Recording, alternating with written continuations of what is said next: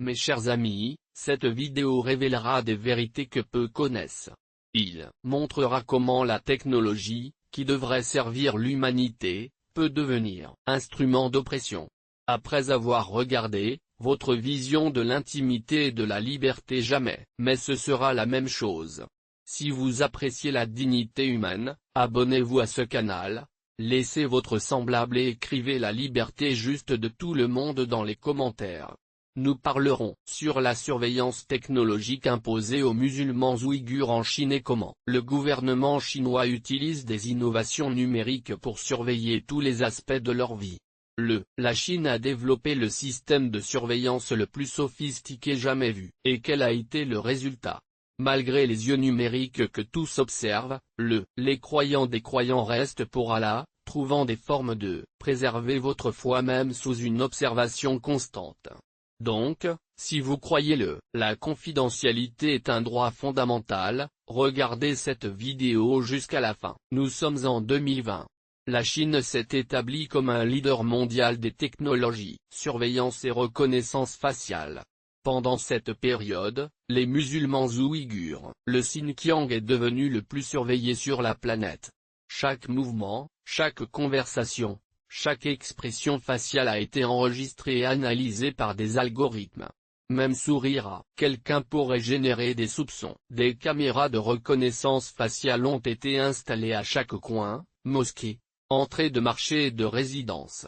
Amis, avant 2016, le Xinjiang avait déjà un système de sécurité significatif, mais ce qui est venu a transformé la région entière dans un laboratoire de surveillance de masse.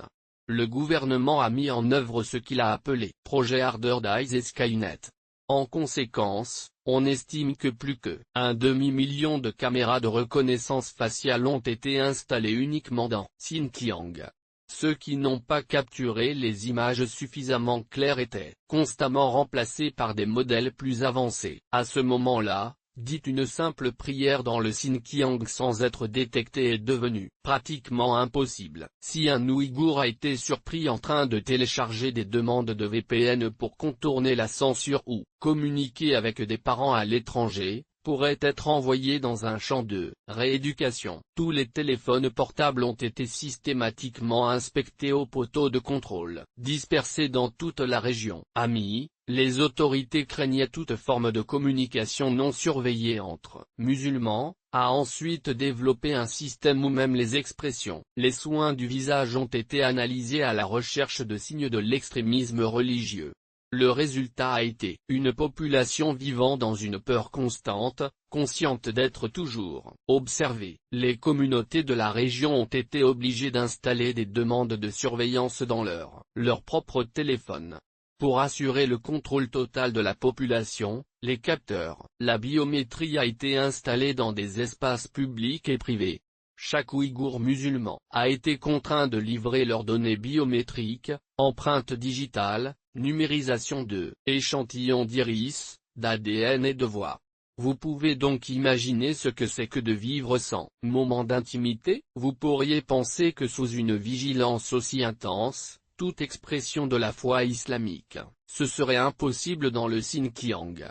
Amis, nous voulons clarifier qu'après le siège de taille technologique, il n'y aurait guère d'espace pour les manifestations religieuses. Mais la foi des musulmans ouïghurs est comme l'eau, même lorsqu'il est bloqué par barrières technologiques, trouve de petites fissures pour couler et se manifester sous des formes presque imperceptibles. Il s'agit d'un témoignage de la résilience de la foi sincère. Il y a des rapports d'Ouïghurs qui ont développé des langues codées et des gestes subtils pour exprimer votre dévotion. Ces rapports prouvent que l'esprit humain ne peut pas être complètement contrôlé, même avec les technologies de surveillance les plus avancées. La Chine a peut-être construit un système numérique pour surveiller tous les aspects de la vie des musulmans, mais l'intimité entre le croyant et Allah reste inviolable. Il y a encore des musulmans qui trouvent des moments de dévotion, petits gestes de tous les jours que les algorithmes ne peuvent pas interpréter comme religieux. Pendant les repas, certains font de courtes pauses qui servent. Ces arbitrages discrets pour les prières de Thanksgiving. spécialiste de la sécurité. Le numérique confirme que même les systèmes de surveillance les plus sophistiqués ont limitations, et que la créativité humaine trouvera toujours des moyens de préserver ce considère le sacré, même. B. Les yeux numériques les plus attentifs. Amis, on estime que plus de 2,5 millions de caméras de surveillance sont opérant tout au long du Xinjiang. Nous aimerions partager avec vous une histoire, surprenant que cela les impressionnera sûrement. La foi est certainement un cadeau spécial qui transcende les barrières physiques et numériques. Allah, il dit dans le Saint-Coran qu'il est plus proche de l'être humain que sa veine jugulaire. La Chine a involontairement démontré cette vérité dans le Xinjiang. Cette affaire s'est produite en 2021. La région était sous le système de surveillance le plus avancé du monde. Le gouvernement avait mis en œuvre ce qu'il a appelé la ville sûre, où l'interaction sociale a été surveillée par l'intelligence artificielle. En conséquence, les gens, ils vivaient dans un auto-centré constant, craignant que tout geste ne soit mauvais interprété. Dans ce contexte, un jeune ingénieur logiciel qui a travaillé brièvement dans le système de surveillance a partagé votre expérience dans un forum anonyme en ligne. Je signalerai vos mots exactement comme il l'a écrit. J'ai travaillé dans une société qui a fourni une technologie pour le système de surveillance sur Urumqi et il a déclaré « Tout ce que j'ai été témoin, je partagerai avec mes propres mots ». Il a dit « C'était cette semaine. J'ai commenté avec des collègues, si les algorithmes étaient vraiment ainsi efficaces combien nous revendiquons, il n'y aurait aucun moment d'intimité, ces gens.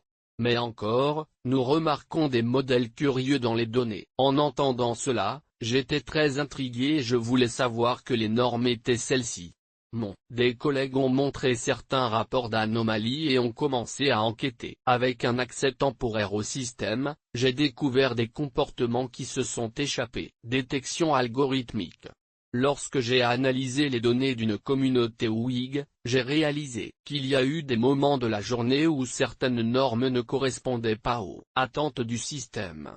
Après avoir traversé les informations provenant de différentes sources de surveillance, j'ai découvert quelque chose de surprenant. L'ingénieur qui m'a dit que cela ne pouvait pas complètement expliquer le phénomène. À vos supérieurs. J'ai approché l'un des analystes principaux et j'ai demandé, pourquoi avons-nous tant de faux négatifs à ces moments spécifiques? Répondu discrètement, parce que les algorithmes sont formés pour détecter les normes connues. Ce que nous ne savons pas, nous ne pouvons pas détecter avec précision. Pourquoi est-ce arrivé? Quand j'ai examiné plus profondément, il y avait un modèle fascinant. J'ai immédiatement remarqué que les Ouïghours s'étaient développés des micro-movations et des gestes si subtils que les algorithmes ne pouvaient pas les classer comme des comportements religieux. L'ingénieur a rapporté que lorsqu'il a observé les personnes âgées faisant de petits mouvements avec des mains sous la table pendant ce qu'il semblait étant une rupture normale au travail, les systèmes de surveillance ne détectent rien suspect. Personne ne s'est rendu compte que c'était une forme de prière adaptée. Après cette découverte, j'ai commencé à remarquer des modèles similaires à différents endroits. Tous les analystes les plus expérimentés connaissaient ces limitations algorithmiques, mais ont rarement discuté d'eux, craignant que cela ait révélé des échecs dans le système qui coûtait des milliards à développer. Personne n'a partagé ces observations ouvertement parce qu'elles pourraient faire mal vos carrières. Je viens de regarder et j'ai poursuivi mon travail. Comme j'ai analysé plus de données, j'ai réalisé qu'il y avait une complexité humaine qu'aucun algorithme il pouvait capturer complètement. J'ai demandé à un collègue plus expérimenté comme le système traité avec ces nuances et il a admis qu'il y avait simplement des limites technologiques inévitables. Tout en essayant de mieux comprendre ces adaptations, j'ai remarqué une famille qui, rassemblée dans une norme spécifique pendant les repas, se positionnant à partir la forme, vue depuis les caméras, a créé une norme similaire à un tableau commun, mais cela a permis de petits moments de dévotion invisibles aux algorithmes. J'ai été impressionné par cette créativité et je voulais comprendre comment ces pratiques avaient été développées.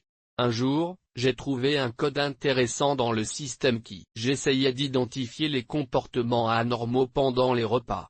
Le programme avait difficulté à distinguer les habitudes alimentaires culturelles et les rituels religieux déguisés. J'ai été intrigué et j'ai demandé à un vétéran de l'équipe s'il était possible de créer un système pour détecter absolument tout. Il a souri discrètement et a dit, « Les ingénieurs, la surveillance et les gardiens sont employés dans une danse. Nous avons créé un algorithme pour, détectant le comportement, ils adaptent leur comportement. C'est une course sans fin. » J'ai alors demandé pourquoi le gouvernement continuait d'investir autant dans cette technologie. À ma surprise, il a répondu, parce que l'objectif principal n'est pas de capturer chaque manifestation de la foi. C'est pour créer la perception que tout est observé. La peur, il fait plus pour le contrôle que la technologie elle-même. Personne dans l'équipe ne croyait vraiment que le système pouvait détecter 100% de comportements interdits. L'objectif était de créer un environnement d'autoreflète. La plupart des ingénieurs savaient qu'il y avait des lacunes dans les algorithmes. Lorsqu'une personne a besoin d'exprimer quelque chose d'aussi fondamental que sa foi, vous trouverez des chemins invisibles pour le faire. Notre équipe a détecté une personne âgée. Il a utilisé des modèles respiratoires comme une forme de dhikr, répétition des noms d'Allah. Comment créer un algorithme qui différencie une personne qui respire et quelqu'un utilise-t-il le souffle comme une forme de prière? C'est impossible. Puis il a rapporté que lorsqu'il avait quitté cette entreprise, il s'est rendu compte que le vrai pouvoir, la surveillance n'était pas dans la technologie elle-même, mais sur l'impact psychologique qui a provoqué. Chez les gens, le sentiment constant d'être observé a changé, comportement plus efficacement que la détection réelle. L'homme a conclu son récit en disant que cette expérience a complètement changé votre vision de la technologie et de la vie privée.